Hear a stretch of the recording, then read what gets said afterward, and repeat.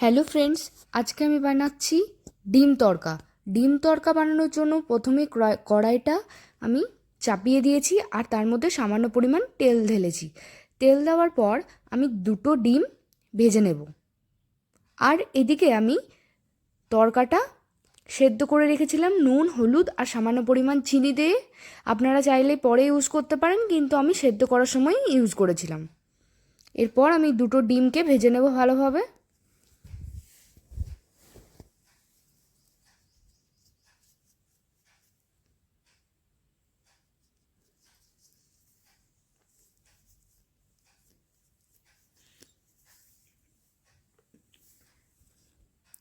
ডিমটা ভাজা হয়ে গেলে ওটা আমি কুচি কুচি করে নেব, যাতে দিতে সুবিধা হয়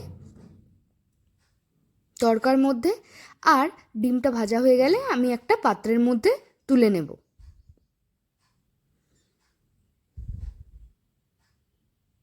এই যে দেখতেই পাচ্ছেন, খুব ভালোভাবে ডিমটা ভাজা হয়ে গেছে।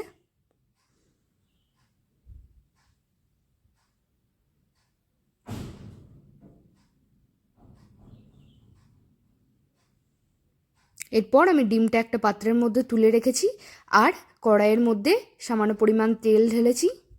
এরপর আমি রসুন কুচি করে রেখেছিলাম, সেটা দিয়ে দেব তেলের মধ্যে। তেলটা গরম হয়ে আসুক।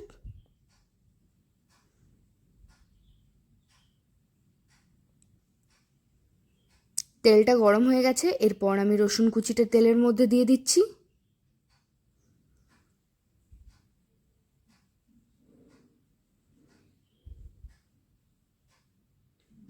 রসুনের যে ফ্লেভারটা আছে সেই ফ্লেভারের একটা সেন্ট বেরোবে, আর সেটা পেলেই আমি তারপরের ইনগ্রেডিয়েন্টসটা দিয়ে দেব।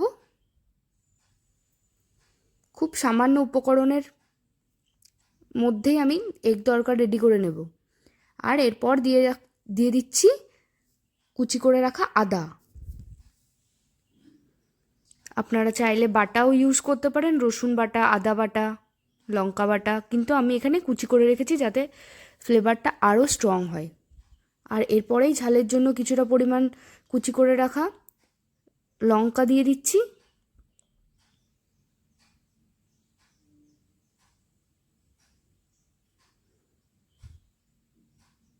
আর এরপর দেব আমি পেঁয়াজটা।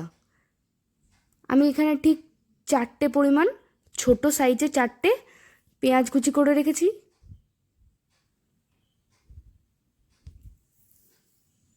এরপর পেঁয়াজটা হালকা ফ্রাই হলেই আমি টমেটোটা দিয়ে দেবো তেলের মধ্যে।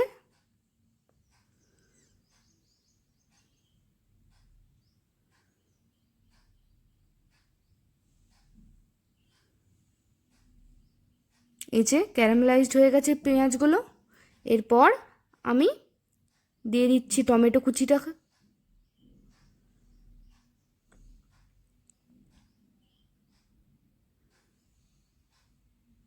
টমেটোটাও ভালোভাবে নেড়ে নেব।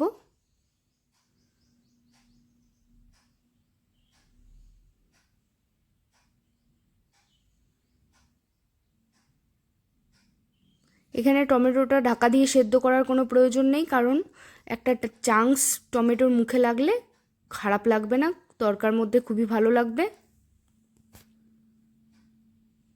তাই আমি এটা পুরোপুরি সেদ্ধ করিনি।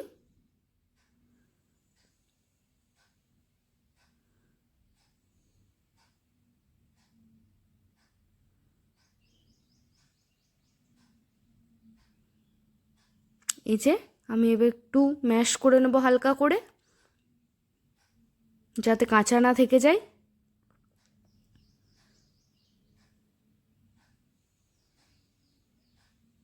পুরো ধাবা স্টাইলের তড়কা হবে এটা। আপনারা যদি বাড়িতে ট্রাই করতে পারেন তো কমেন্ট করে অবশ্যই জানাবেন কেমন হয়েছে টেস্টটা। এরপর আমি তড়কা সেদ্ধ করে রাখা দিয়ে দেবো ওটা।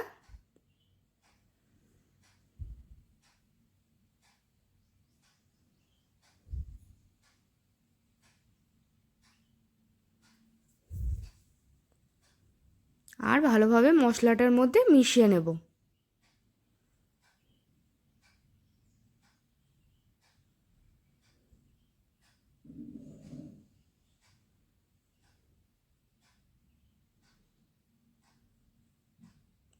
পুরোপুরি ভালোভাবে মিশিয়ে নিচ্ছি আমি।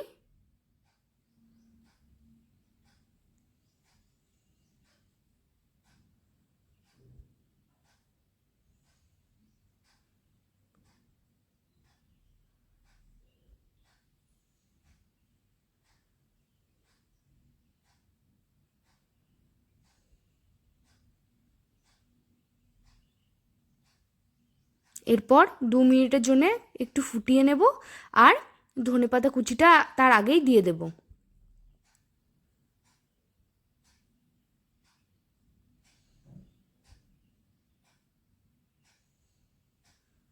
ধনেপাতা কুচিটা দিয়ে আমি একবার ভালোভাবে মিশিয়ে নিচ্ছি।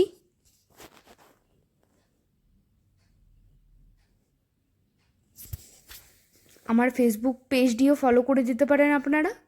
রাঁধুনির জাদু নামে আমার ফেসবুক পেজটি আছে।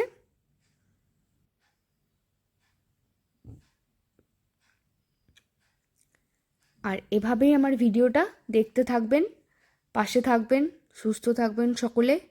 আর আমি এখানে দিচ্ছি মেথি পাতা, একটু হাতে করে লগড়ে দিয়ে দিচ্ছি।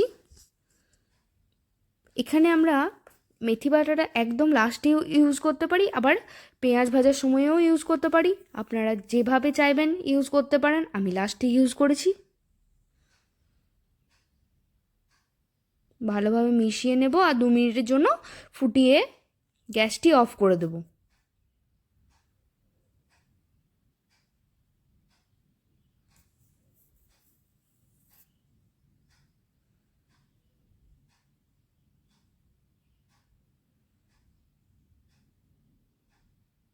আর এরপর দিয়ে দিচ্ছি ভেজে রাখা ডিমগুলো।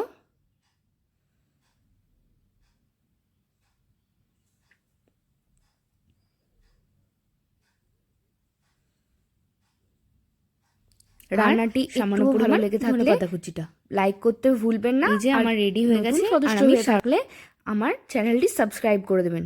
সকলে ভালো থাকবেন, সুস্থ থাকবেন। নমস্কার।